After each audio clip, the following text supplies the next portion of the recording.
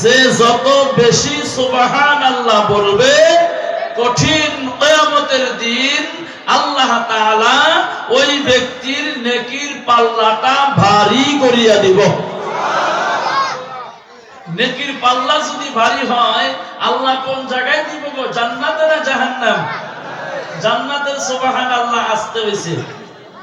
আল্লাহর রাসূল আরো বলেন সুবহানাল্লাহি মা বাইনাস সামাই ওয়াল আরদ।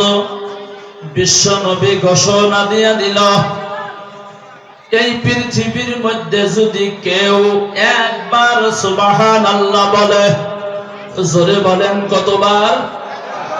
একবার সুবহানাল্লাহ বলে, আসমান থেকে নিয়ে জমিন পর্যন্ত, জমিন থেকে নিয়ে আসমান পর্যন্ত যতটুকুন খালি জায়গা আছে গো, আল্লাহ তাআলা ওই ব্যক্তির নামায় আমলের মধ্যে নেকি লেখিয়া ভরপুর করিয়া দিব। ও বন্ধুগণ আমার, আরো একটা হাদিস শুনেন, সুবহানাল্লাহি ওয়া বিহামদিহি সুবহানাল্লাহিল আযীম। এই কালিমাটা আমরা সকলেই জানি, জোরে বলেন জানি কি জানি না? ছোটবেলায় যখন বক্তব্যে পড়েছি এই কালিমাটা আমাদেরকে বন্ধু, আমাদের শিক্ষাগুরু যারা ছিলেন একটা স্টাইলে বন্ধুগণ কালিমাটা শিক্ষা দিত। দুইটি কালিমা জবানে হালকা মিজানে ভারী। এক নম্বরে হলো সুবহানাল্লাহি ওয়া বিহামদিহি, দুই নম্বরে হলো সুবহানাল্লাহিল আযীম। জোরে বলেন মনে আছে না নাই? আল্লাহর নবী বলেন এই কালিমাটা যদি কেউ একবার উচ্চারণ করে গো, আল্লাহ তাআলা আল্লাহর কুদরতি হাতের দ্বারা ওই ব্যক্তির জান্নাতের মধ্যে একটা খেজুর গাছ লাগাইয়া দেব। ও বন্ধুগণ আমার, মুসলমান ভাইয়েরা, দুনিয়াটা যখন গায়েব হয়ে যাবে, দুনিয়াটা পানি আর পানি হয়ে যাবে বন্ধুগণ আমার, হাসরের মাঠ যেদিন কায়েম হবে, মহান আল্লাহ রাব্বুল আলামিন যেই দিন আমার আপনার হিসাব নেওয়া আরম্ভ করিয়া দিব, যারা জান্নাতি আল্লাহ তাদেরকে জান্নাতের মধ্যে পাঠাইয়া দিবেন, আর যারা জাহান্নামী হবে গো, আল্লাহ তাদেরকে জাহান্নামের মধ্যে পাঠাইয়া দিবেন বন্ধু। এবার যারা জান্নাতি, কিছু সংখ্যক জান্নাতীরা দেখবে আমিও জান্নাতি, আমার সঙ্গে অমুকও জান্নাতি, কিন্তু আমার জান্নাতের মধ্যে লক্ষ লক্ষ খেজুর গাছ দেখি, অমুকের জান্নাতের মধ্যে কেন একটা খেজুর গাছ নাই? খেজুর গাছ হলো জান্নাতি। আল্লাহ রাব্বুল আলামিনের সঙ্গে কথা বলবেন না, তাকবীর। খেজুর গাছ হলো জান্নাতি, আল্লাহকে ডাক দিয়া বলবেন মাবুদ, ও মাবুদ গো, আমিও জান্নাতি, আমার সঙ্গে অমুকেও জান্নাতি, কিন্তু আমার জান্নাতের মধ্যে লক্ষ লক্ষ খেজুর গাছ দেখি, অমুকের জান্নাতের মধ্যে কেন একটা খেজুর গাছ নাই? খেজুর গাছ হলো জান্নাতের সাথে আল্লাহ তাআলা জবাবে বলবেন, রে বান্দা, দুনিয়ার মধ্যে আমার রাসূল বলেছিল, দুনিয়ার মধ্যে আমার হাবিব বলেছিল, আমার পবিত্রতা যদি কেউ একবার আলোচনা করে, গবেষণা করে, উচ্চারণ করে, আমি আল্লাহ আমার কুদরতি হাতের দ্বারা ওই ব্যক্তির জান্নাতের মধ্যে একটা খেজুর গাছ লাগাইয়া দেই। এরে বান্দা, দুনিয়ার মধ্যে তুমি আমার পবিত্রতা বেশি বেশি করে উচ্চারণ করেছিলা, আলোচনা করেছিলা, সেই জন্য আমি আল্লাহ আমার কুদরতি হাতের দ্বারা তোমার জান্নাতের মধ্যে লক্ষ লক্ষ খেজুর গাছ লাগিয়ে দিয়েছি। জোরে জোরে বলেন না ভাই সুবহানাল্লাহ, আরো জোরে বলেন সুবহানাল্লাহ। আমার বন্ধুগণ, তাহলে এবার জোরে বলেন সুবহানাল্লাহ। বলায় লাভ না লোকসান? আমরা সকলেই জোরে জোরে বলবো, বলেন ইনশাআল্লাহ। আল্লাহ বলেন ইনশাআল্লাহ।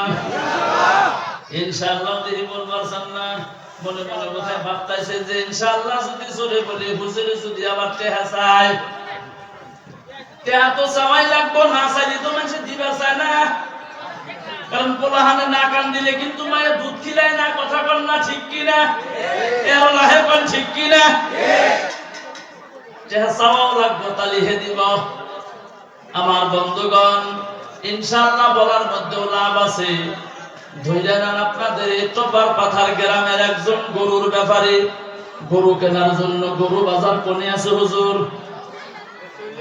গড়াইমারি। টপার পাথারের একজন গরুর ব্যাপারে গরু কেনার জন্য গড়াইমারি চলে গেল। যাওয়ার সময় হুজুরের সাথে রাস্তার মধ্যে দেখা হয়ে গেল।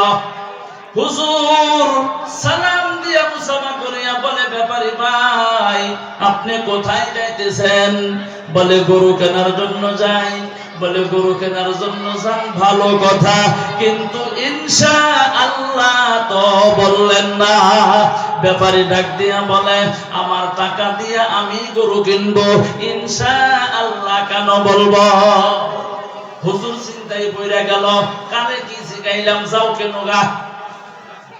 গরু কেনার জন্য গড়াইমারি বাজারে চলে গেছে। গরুর বাজারে বন্ধুগণ পকেট মার বেশি থাকে না কম থাকে গো? এবার জোরে বলেন, বেশি না কম থাকে? পকেট মার নতুন প্লেট কিনা নিয়া পাঞ্জাবের পকেট কাইটা টাকা নিয়ে গেছে। গরুর ব্যাপারে জানে না। গরু একটা পছন্দ হয়ে গেছে, দাম দর মিটানো শেষ, এবার পয়সা দেওয়া লাগে। গরুর মালিক ডাক দিয়া বলে, ব্যাপারী ভাই আমার গরু কিনলেন, পয়সা তো দেন না। কয় দিতেছি রাহেন। পকেটের মধ্যে হাতটা ঢুকাইয়া দিল, হাতটা খালি নিচের দিকে যায় আর যায়, যায় আর যায়, হাত আর থামে না। ব্যাপারী মনে মনে কয়, আমার পকেট তো এত লম্বা না, আজকে এত লম্বা হইল কেন? লক্ষ্য করিয়া দেখে পকেট মার পকেট কাইটা টাকা নিয়ে গেছে। গরুর ব্যাপারে জানেই না মানুষটা বগা আসিল, দেখতে সুন্দর, লগে লগেই বন্ধুগণ লোকটা কালো হইয়া গেছে। গরুর মালিকে ডাক দিয়া বলে, ভাই কালা হইলেন কেন? কয় টাকা হারাইছে ইনশাআল্লাহ। তখন কয় ইনশাআল্লাহ। এই কথা বলিয়া বাড়ির দিকে রওনা হয়ে গেল। যাওয়ার সময় বন্ধুগণ আমার হুজুরের সাথে রাস্তায় আবার মুলাকাত, দেখা হয়ে গেল। হুজুর মনে মনে কয়, গরু কেনার জন্য গেল ব্যাপারী, গরু তো দেখি না, খালি হাতে কেন আসে? সালাম দিয়া মুসাফা করিয়া বলছে, ব্যাপারী ভাই গরু কই? কই কিনি না ইনশাআল্লাহ। হুজুরের আসরিত মনে মনে কয়, সর্বনাশ, তখন বলে না ইনশাআল্লাহ, এখন বলে ইনশাআল্লাহ, কারণ কি বুঝলাম না। ডাক দিয়া বলছেন, ব্যাপারী ভাই কেন কেনেন নাই? কয় টাকা হারাইছে ইনশাআল্লাহ। কয় কেমনে হারাইলো? কয় জানি না ইনশাআল্লাহ। এখন কোথায় যান? কয় বাড়িতে যাই ইনশাআল্লাহ। কয় বাড়িতে যায় কি করবেন? রাগ উঠবো না নাই গো? এদিকে টাকা হারাইছে, কোনো আলাপ আরম্ভ কইরা দিছে, কি করি করব ইনশাআল্লাহ। তারপরেও বন্ধুগণ আমার ইনশাআল্লাহ ছাড়ে নাই। ও মুসলমান বন্ধুগণ আমার, কথাটা আমার না, মুসলমানের হাসি নামের একটা কিতাব আছে। ওই কিতাবটার মধ্যে ঘটনাটা উল্লেখ করা আছে। হাকিমুল উম্মত আশরাফ আলী থানভী রাহমাতুল্লাহ আলাইহি ঘটনাটা লিখেছেন। আমার বন্ধুগণ কিতাবটার মধ্যে লিখতেছে, এই ইনশাআল্লাহ যদি তুমি আগেই বলতাও, কি জানি তোমার টাকা হারাইতো। চিল্লাইয়া বলেন সুবহানাল্লাহ, আরো জোরে বলেন সুবহানাল্লাহ। আমার বন্ধুগণ মুসলমান ভাইরা, তাহলে আমরা জোরে জোরে ইনশাআল্লাহ, আলহামদুলিল্লাহ, আল্লাহু আকবার, সুবহানাল্লাহ জোরে বলবো। বলেন ইনশাআল্লাহ, আরো জোরে বলেন ইনশাআল্লাহ। ও বন্ধুগণ আমার মুসলমান ভাইরা, আমি বলতেছিলাম আল্লাহর নবী বলছেন, কথাটা মনে আছে না নাই? তুমি যদি আল্লাহর রাস্তায় বেশি বেশি করিয়া খরচ করো, আল্লাহ তাআলা তোমাকে খরচের ব্যবস্থাও করিয়া দিব। ও বন্ধুগণ আমার, আল্লাহর নবীর একজন সাহাবী, তামাম গরিব মানুষ, টাকা নাই পয়সা নাই, চলতে পারেন না, খাইতে পারেন না, অত্যন্ত গরিব। আল্লাহর নবীর কাছে চলে গেল, যাইয়া বলতেছেন, নবী গো, আমি তামাম গরিব মানুষ, টাকা নাই পয়সা নাই, আমার জন্য দোয়া করেন, আল্লাহ তাআলা যাতে আমাকে তামাম ধনী বানাইয়া দেয়। আল্লাহর নবী বলল, তোমার জন্য দোয়া করা লাগবে না। বলে কি করব? বলে তুমি বেশি বেশি করিয়া আল্লাহর রাস্তায় তুমি দান করো, আল্লাহ তাআলা তোমাকে অটোমেটিক ধনী বানাইয়া দিব। আল্লাহর নবীর সাহাবী গরিব মানুষ, কিন্তু নবী বলেছেন দান করো, আল্লাহ ধনী বানাইয়া দিবে। চিন্তায় পড়ে গেল, কি করবে? টাকা নাই পয়সা নাই, কেমন করিয়া দান করব? কিন্তু বিশ্ব নবী বলেছেন, বাড়িতে চলে গেল। বন্ধুগণ আমার, বাড়িতে যাহা কিছু ছিল, আজকে অল্প, আগামীকাল অল্প, তারপরে একটু, এই একটু একটু করতে করতে করতে করতে আমার বন্ধুগণ, আল্লাহ তাআলা ওই সাহাবার দান আমার বন্ধুগণ কবুল করিয়া নিল, মঞ্জুর করিয়া নিল। আমার বন্ধুগণ, আল্লাহর নবীর সাহাবী আল্লাহ তাআলা তামাম ধনী বানাইয়া দিল। এত ধনী হইয়া গেল, টাকা খাওয়ার মতো মানুষ নাই, বাড়িতে বাড়িতে যাইয়া টাকা দেয়, টাকা নেওয়ার মতো মানুষ নাই রে বন্ধু। ও মুসলমান ভাইয়েরা, আল্লাহর বান্দা নবীর উম্মতেরা গো, রাস্তার ভিখারীদেরকে পয়সা দেয়, পয়সা নেয় না, এত ধনী হইয়া গেল। আমার বন্ধুগণ, আল্লাহর নবী বলেছেন, ধনী মানুষের চাইতে গরিব মানুষ 500 বছর আগে আল্লাহ তাআলার জান্নাতে চলিয়া যাইব। জোরে বলেন সুবহানাল্লাহ। ধনী মানুষের চাইতে গরিব মানুষ কতশো বছর আগে জান্নাতে যাইব? 500 বছর। সাহাবার মেজাজ গরম, কি হলো এটা? আমি জান্নাতে যাইতে পাশে পড়তেছি, না না, এইটা হইতে পারে না, আমি জান্নাতে পাশে পড়ব না, কারণ আমি জান্নাতে আগে যাইতে চাই। ধনী হইলে যদি 500 বছর পরে হয়, এই ধনী হইয়া থাকার আমার কোনো প্রয়োজন নাই। আল্লাহর নবীর কাছে চলে গেল, যাইয়া বলতেছেন যে, নবী গো, ও হুজুর গো, আমার জন্য দোয়া করেন, আল্লাহ তাআলা যাতে আমাকে আগের মতো গরিব বানাইয়া দেয়। আল্লাহর নবী বললেন, কেন, কি হয়েছে বলো, ভালো করিয়া বলো। বলে, হুজুর গো, আপনি বলেছেন ধনী মানুষের চাইতে গরিব মানুষ 500 বছর আগে জান্নাতে যাবে, আমি জান্নাতে যাইতে পাশে পড়তেছি, এইটা হইতে পারে না, আমার ধনী হইয়া থাকার দরকার নাই, আপনি একটু দোয়া করিয়া দেন, আল্লাহ তাআলা যাতে আমাকে গরিব বানাইয়া দেয়। ও মুসলমান বন্ধুগণ আমার, আল্লাহর নবী বলল, তোমার জন্য দোয়া করা লাগবে না। বলে, কি করব?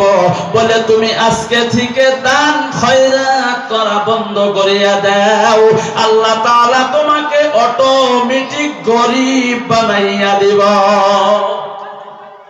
এই কথার মাধ্যমে আমরা কি বুঝলাম? মানে দান করলে মালের মধ্যে বরকত দেনেওয়ালা মালিককে, আরো জোরে বলেন, দান যদি না করা যায়, আমার বন্ধুগণ, মালের বরকত উঠাইয়া নেওয়ার মালিক কে রে বন্ধু? ও বন্ধুগণ আমার, আজকে দুনিয়ার মধ্যে অগণন ধনী মানুষ আছে। ও মুসলমান ভাইয়েরা, এত ধনী হইয়া গেল গো, আপনাদের এখানকার খবর আমি জানি না, আমাদের নলঙ্গা গোলপাড়ার কথা বলছি, একটু ধনী হইতে না হইতেই বন্ধু তার অন্তরের মধ্যে অহংকার আসিয়া যায়। কথা বলেন, আছে না নাই গো? ওভার অহংকার আসিয়া যায়। ও বন্ধুগণ আমার, কিন্তু বন্ধু, যারা টাকা পয়সার লালসে পড়িয়া, ধনী হওয়ার লোভে পড়িয়া অহংকার আনলো, আপনি দুনিয়ায় লক্ষ্য করেন, দুনিয়ার মধ্যে যারা পয়সার লোভে নিজেকে আল্লাহ দাবি করেছিল, ধনী হওয়ার জন্য নিজেকে বলেছিল আমি তুই বড় আল্লাহ, যেমন ফেরাউন, নমরুদ নিজেকে আল্লাহ দাবি করেছিল। আমার বন্ধুগণ, নমরুদ, ফেরাউন এই দুনিয়ার মধ্যে আছে গো, কথা বলেন আছে? নমরুদ নাই, ফেরাউন নাই। আল্লাহ তাআলা নমরুদ নাকের মাধ্যম দিয়ে একটা অসুস্থ মশা, মানে ল্যাংড়া মশা নাকের মধ্যে দিয়ে ঢুকাইয়া দিয়া রে বন্ধু নমরুদকে দুনিয়ার মাধ্যম থেকে বিদায় করিয়া দিল। তুমি বাহাদুরি করো। ফেরাউনকে বন্ধুগণ, আমার বন্ধু লোহিত সাগর যেটাকে আমরা নীল নদী বলি, ওই সাগরের মধ্যে ডুবাইয়া ডুবাইয়া পানি খাওয়াইয়া খাওয়াইয়া টেপা মাছের মতো পেটটা ফুলাইয়া দুনিয়া থেকে বিদায় করে দিল। ও বন্ধুগণ আমার, ফেরাউন অত্যন্ত ধনী ছিলেন আমার বন্ধু, কিন্তু প্রথমত এই ফেরাউন কিন্তু বন্ধুগণ আমার একটা হসা বিক্রি করনেওয়ালা ছিল। হসা চুরি কইরাও বিক্রি করত, কিন্তু ব্যবহার ভালো দেখাইছে। ও বন্ধু আমার, লাহে লাহে লাহে লাহে ওনাকে আসনের মধ্যে বসাইয়া দিল, বাদশা হইয়া গেল। কিন্তু যেই চেয়ারের মধ্যে বসতো ফেরাউন, যেই চেয়ারের মধ্যে বসতো ওই চেয়ারের ওজনটা হলো আমার বন্ধুগণ 1600 কুইন্টাল। জোরে বলেন কতশো কুইন্টাল? 1600 কুইন্টাল। চেয়ার কিন্তু এমনি চেয়ার না, বলে তামা দিয়ে বানাইছে, স্টিল দিয়ে বানাইছেন না, না, হীরা মানিক মুক্তা রূপা ইত্যাদি দিয়া বন্ধু চেয়ারটা বানানো। 1600 কুইন্টাল কত কেজিতে হয় গো? হ্যাঁ, একজনে কমাছে 1600 কেজিতে হইল কি? এই যখন বলছে তো 1600 কুইন্টাল চেয়ারের ওজন, এত দামি চেয়ার। পিছনে ফেরাউনের বডিগার্ড থাকতো বন্ধুগণ 1200। জোরে বলেন কতশো? কথা বলেন কতশো?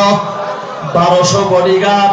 ফেরাউন সিংহাসনের মধ্যে বসে বক্তব্য দিতেছে, সম্মুখে তার প্রজারা, অর্থাৎ নিজেকে আল্লাহ দাবি করেছে, আনা রাব্বুকুমুল আ'লা। ফেরাউন বলতেছেন আমি হইলাম বড় আল্লাহ। তাহলে সামনে যারা আছে ফেরাউনের বান্দা, জোরে কোন নাউজুবিল্লাহ। ফেরাউন বক্তব্য দিতেছেন। ফেরাউনের একটা পালিত মিয়া ছিল, মানে পালক মিয়া, পালক বোঝেন তো? পালিত মিয়া ছিল। ফেরাউনের বাড়িতে একজন দাসী ছিলেন। ওই দাসী আর পালক মিয়া দুইজনে আলোচনা করতেছে।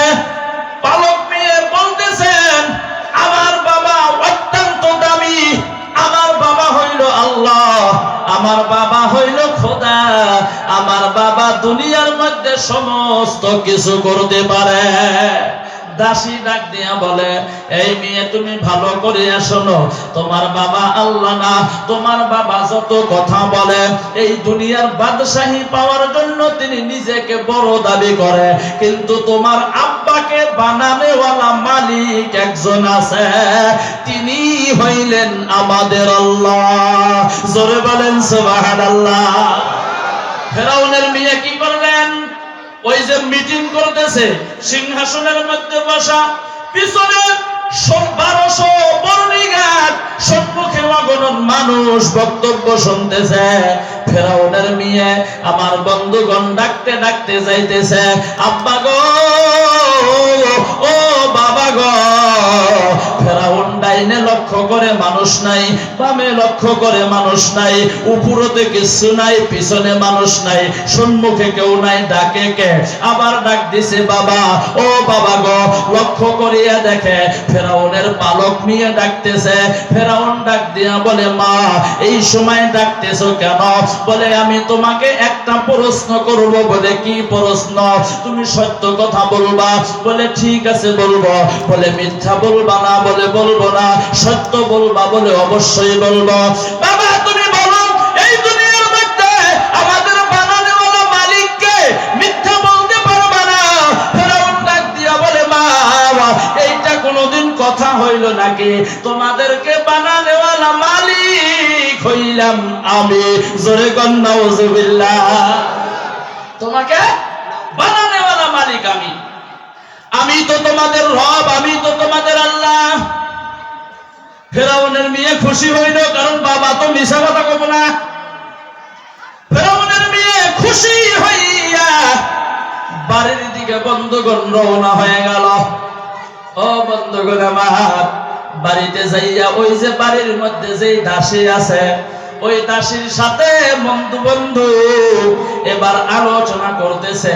বাবার কাছে গিয়েছিলাম, বাবা হইল বড় আল্লাহ, বাবা হইল বড় খোদা। ওই দাসী ডাক দিয়া বলে, শোনো, এইটা মিথ্যা কথা। আমাকে যে বানাইলো, তোমাকে যে বানাইলো, আসমান জমিন যে বানাইলো, চন্দ্র সূর্য যে বানাইলো, লক্ষ লক্ষ গ্রহ নক্ষত্র যে বানাইলো, মাখলুক যে বানাইলো, জমিন যে বানাইলো, সমস্ত কিছু বানানেওয়ালা মালিক হইলেন আমার আল্লাহ। তোমার আব্বা আল্লাহ না। তোমার আব্বাকে বলিও সকালকে সন্ধ্যা বানাইতে, নাইবা সন্ধ্যাকে সকাল বানাইতে তোমার আব্বা পারবে না। তোমার আব্বা পয়সার লোভে পড়িয়া এত কথা বলতেছে, ধনী হইয়া গেছে, নিজের ভিতরে অহংকার আসিয়া গেছে, এইটা মিথ্যা কথা। ফেরাউনের মেয়ে আবার কাঁদতে কাঁদতে রওনা হয়ে গেল। এ বাবা, তুমি মিথ্যাবাদী, তুমি ধোঁকাবাজ, তুমি সত্য কথা বলো না। বলে, মা কেন, কি হলো? বলে, আমাদের বাড়িতে যে দাসী আছে গো, ওই দাসী বলেছে গো, তুমি বলে মিথ্যাবাদী, তুমি বলে আল্লাহ না। আমাকে যিনি বানাইলো, ওই দাসীকে যে বানাইলো, তোমাকে যে বানাইছে, তিনি হইলেন আমাদের আল্লাহ। আল্লাহকে দেখা যায় না, মহান মাবুদকে দেখা যায় না, তার কোনো শরীক নাই। তুমি বলে আল্লাহ না, তুমি মিথ্যা কথা কেন বললা? আমার বন্ধুগণ, ফেরাউনের তখন মেজাজ গরম না নরম? এলাহে বলেন, গরম না নরম? আরো জোরে বলেন, গরম না নরম? তামাম গরম। ফেরাউন বলে, দাসীকে ডাক দাও। দাসীকে বন্ধুগণ ডাক দেওয়া হলো। দাসী চলে আসলো। ও বন্ধুগণ আমার, দাসী আসার পরে বলছেন, এই দাসী, তুমি কি বলেছো? আমার মেয়েকে কি বলেছো? বলে, যা সত্যি তাই বলেছি।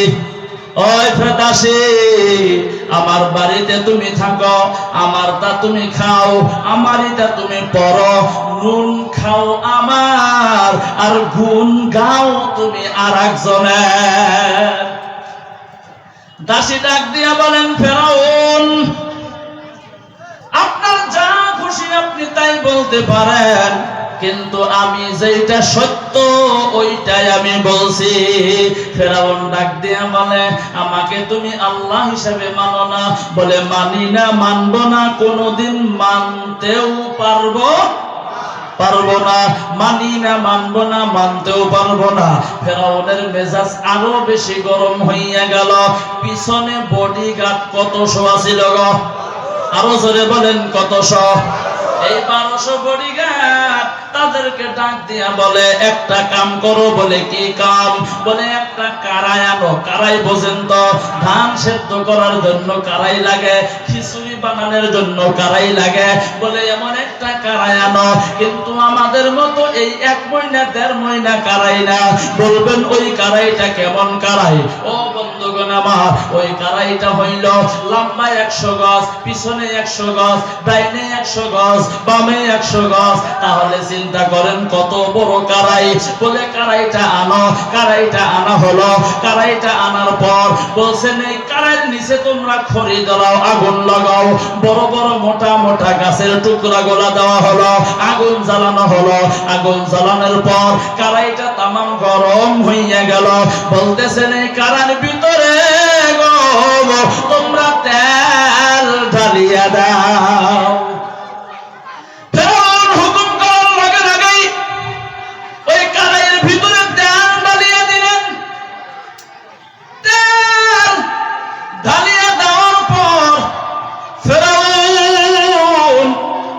দাসীর কোলে বন্ধু 1 বছর 1.5 বছরের একটা ছোট্ট শিশু বাচ্চা ছিল গো। ওই শিশু বাচ্চাটাকে টান দিয়া কোল থেকে নিয়ে নিল। কোল থেকে নিয়ে নেওয়ার পর ফেরাউন ডাক দিয়া বলতেছেন, এই দাসী, তুমি ভালো করে শোনো, এই যে কারার তলে আগুন ধরেছি গো, কারাইটা গরম হইয়া গেল, কারার ভিতরে তেল ঢাইলা দেওয়া হলো।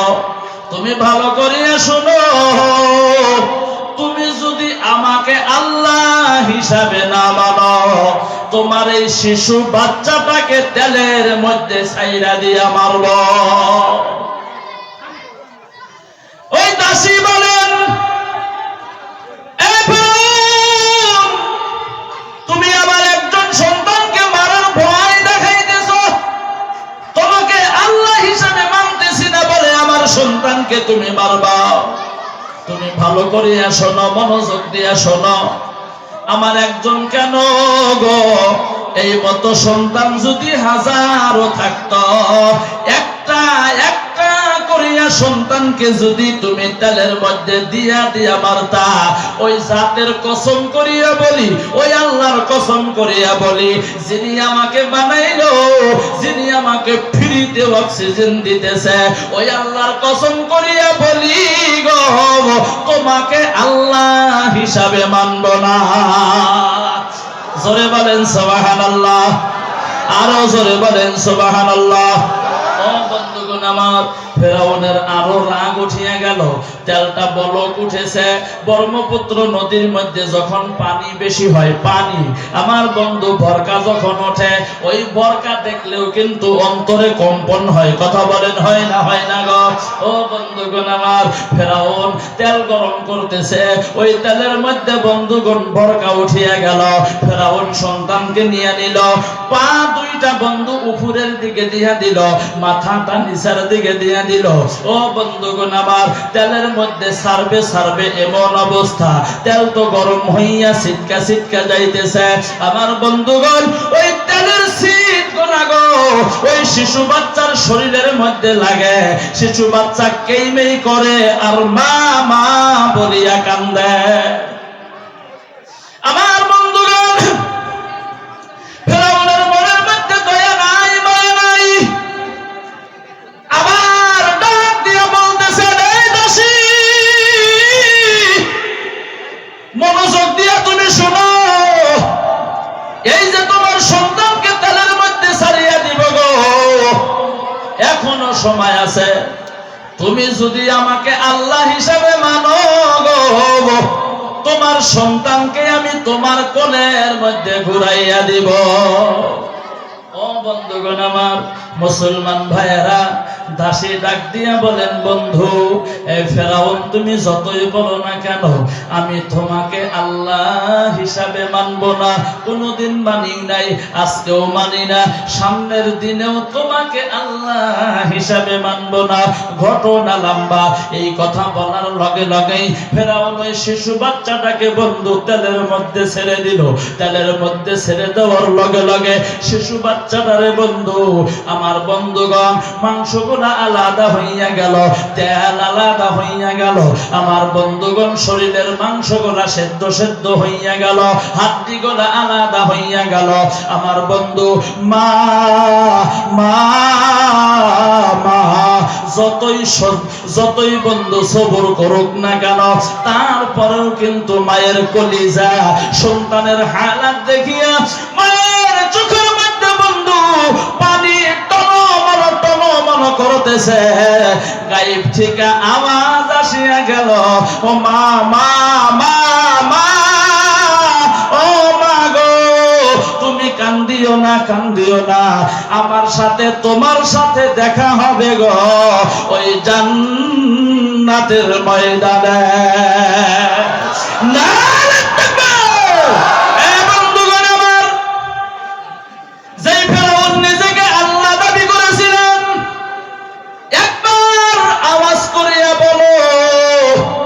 ফেরাউন দুনিয়ার মধ্যে আছে গো, এ কথা বলেন না ভাই? আছে। কিসের বাহাদুরি করো, কিসের এত অহংকার, কিসের এত তাকাব্বরি, কিসের এত বাহাদুরি? ও বন্ধুগণ আমার, একদিন সমস্ত কিছু বন্ধু অহংকার শেষ হইয়া ওই অন্ধকার কবরের বাসিন্দা হইয়া যাওয়া লাগবে। আমার বন্ধুগণ, নমরুদ আপনারা সকলেই জানেন, আল্লাহকে মারার জন্য তীর মেরেছিল। ইব্রাহিমের আল্লাহকে মারবে, একটা উসা ময়দানের মধ্যে দাঁড়াইয়া গেল, আল্লাহকে মারবো এমন করিয়া তীর মারলো।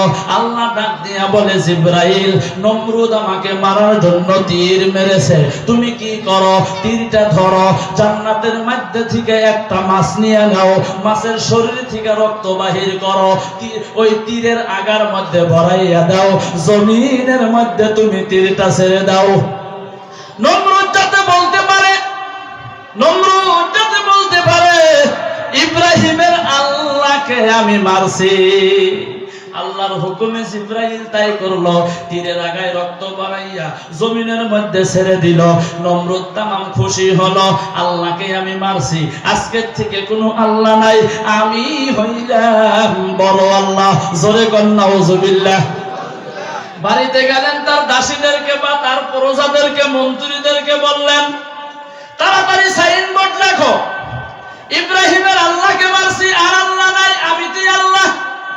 সাইনবোর্ডের মধ্যে লিখিয়ে দাও, আমার দরবারে সর্বপ্রথম যেই ব্যক্তি আসব, আমাকে দুইটা করিয়া সেজদা করব। জোরে কন্যা নাউজুবিল্লাহ। লেখা দিল, সেজদা শুরু হয়ে গেল। আমার বন্ধুগণের দিকে নমরুদের বাহিনী ইব্রাহিম আলাইহিস সালাতু ওয়াস সালামের সঙ্গে যুদ্ধ। আমার বন্ধুগণ, আল্লাহ নবী ইব্রাহিমকে সহায় করলেন মশার মাধ্যমে, যার শরীরে ধরে, ধরার লগে লগে পাক খায়া পড়ে, পইরে হাইরাই বন্ধুগণ মরে। জোরে কল সুবহানাল্লাহ। যার শরীরে ধরে, ধরার লগে লগে পড়ে, পইরে হাইরাই মরে। সমস্ত সৈন্যবাহিনী শেষ, কিছু সৈন্যবাহিনী চলে গেল। নমরুদকে ডাক দিয়া বলেন, আল্লাহ। বলে, কি হলো? বলে, ইব্রাহিমের সৈন্যবাহিনী ছোট ছোট পোকা কি জানিয়েছে, যারে ধরে, ধরার লগে লগে পরে পইরা হাইরাই মরে। কি বলো? বলে, বাস্তবে দেখেন, ময়দানে যাইয়া দেখে ঘটনা সত্য, দৌড়াইয়া চলে গেছে, হয়রান পেরেশান হইয়া গেল, আমাকে যদি ধরে গো, আমি তো দুনিয়া থেকে বিদায় হব। দৌড়াইয়া পালাইতেছে, ঘরের ভিতরে ঢুকলো, স্ত্রীকে বলে, ঘরের দরওয়াজা বন্ধ করো, ফুটা বন্ধ করো, ভেন্টিলেশন গুলা বন্ধ করো, খিড়কি গুলা বন্ধ করো। স্ত্রী বলে, পাগলামি করো কেন? বলে, আমি যা বলছি গো, তুমি তাড়াতাড়ি তাই করো। বলতে বলতে একটা ল্যাংড়া মশা চোখের মধ্যে পড়ে গেল। নমরুদ ডাক দিয়া কয়, বিবি গো, আইসা গেছে। বলে, কি আইছে? বলে, আইসা গেছে। কি আইছে সেটা তো বলেন না। কয় না, আইসা গেছে। মশা আইছে নাও করো ফেলে না, বলে আইসা গেছে। ডাক দিয়া বলে, আইসা গেছে। এই আইসা গেছে বলতে বলতে নাকের নিকটে চলে গেল। আমার বন্ধুগণ, উষা নিশা নেওয়ার সময় ওই ল্যাংড়া মশা নাকের মধ্যে দিয়া ঢুকলো। নাকের মধ্যে দিয়া ঢুকিয়া এবার মগজের মধ্যে বন্ধুগণ কামড় দিয়া দিল। খাইলা চামড়ার মধ্যে যদি কামড় দেয় সহ্য করা যায়নি? কথা বলেন না। খালি চামড়ায় কামড় দিলে সহ্য করা যায়? তাহলে মগজের মধ্যে কামড় দিছে, কি ব্যথাকে এবার বোঝেন গা। ও বন্ধুগণ আমার, মুসলমান ভাইয়েরা, যেই মাত্র মগজে কামড় দিয়া দিল, নমরুদ সহ্য করতে পারেন না, মাথার মধ্যে ঠাস করে থাপ্পড় মারছে। সহ্য করা পারেন না, মারছে থাপ্পড়। মশা চিন্তা করলো, যে জোরে মারছে গো, যদি ধরতে পারে আমার জীবন শেষ দিব। কামড় বন্ধ করিয়া দিল। এক দাবার পরে দেখে কিচ্ছু বলে না, আবার দাবাইছে, আবার থাপ্পড় মারছে, কামড় বন্ধ করলো। তৃতীয়বার দাবাইছে, আবার থাপ্পড়, আবার বন্ধ। চতুর্থবার যত থাপড়ায় না কেন গো, আমার বন্ধু কামড় দেওয়া বন্ধ করে না। একটা জবান বন্ধ রাখবেন না। চিল্লাইয়া জোরে জোরে বলেন সুবহানাল্লাহ। আরো জোরে বলেন সুবহানাল্লাহ। ও বন্ধুগণ আমার, মুসলমান ভাইয়েরা, লক্ষ্য করবেন, উসুঙ্গা চেনেন? উসুঙ্গা, উসুঙ্গা বলেন না মাইলা বলেন? যেটাই বলেন আপনি, উসুঙ্গার মাইলা যেটাই কোন একটাই বস্তু। দেখবেন গরমের দিন আসলে অনেকটা স্বভাব আছে, গাতার ভিতরে থাইকা দেখবেন খালি জি জি জি জি করে। করে না? করে না? করে না? করে না গো? করে। আপনি ওই অত দূর ঝিঝি করে, ইহিন দিকে খালি আপনি মাটির মধ্যে আওয়াজ দিবেন, ও বন্ধ হয়। উসুঙ্গা মনে মনে কয় যে শব্দ আইছে ভূমিকম্পর মতো, ধরতে পারলে রান পারবো। ও আর কিছু করে না। কিছু সময় পরে আবার দেখে যে আইসে না তো গো, আবার শুরু করে, আবার মারবেন, আবার বন্ধ। একবার, দুইবার, তিনবার বন্ধ হওয়ার পর চতুর্থবার পরীক্ষা করবেন, চতুর্থবার মারবেন। যতই মারেন না কেন এই কুসুঙ্গা আর জি জি করা বন্ধ করে না। কেন করে না জানেন? কারণ ও জানে আমি যে জায়গায় থাকি এই জায়গায় তো মানুষের মতো মাখলুক আসতে পারবো না, এটা তো আমি থাকার জায়গা। এ উসুঙ্গার বন্ধ করে না। তো নমরুদ মশা কামড় দিছে একবার, দুইবার, তিনবার মারার পর মশাইও দেখতেছে তো আমাকে আশা পারবো না, এবি খালি ভয় দেখায় দিছে না ভাইয়া, জেতা হাবি ঢোকে, এ আর কামড় বন্ধ করে না। নমরুদ মাথার মধ্যে মারতে মারতে মারতে মারতে হাত দবলা দবলা হয়ে গেছে গা, পাতলা হয়ে গেছে গা, বিষ হয়ে গেছে গা। কি করব, বুদ্ধি নাই। স্ত্রীকে ডাক দিয়া বলেন, বিবি মাথার মধ্যে মারো। স্ত্রীও বন্ধ করে দিল, মারতে পারবো না, আমার কি কাম কাজ নাই। স্ত্রীও মারেন না রে বন্ধু। স্ত্রী বুদ্ধি দিল, কয় আমার একটা বুদ্ধি। বলে কি বুদ্ধি?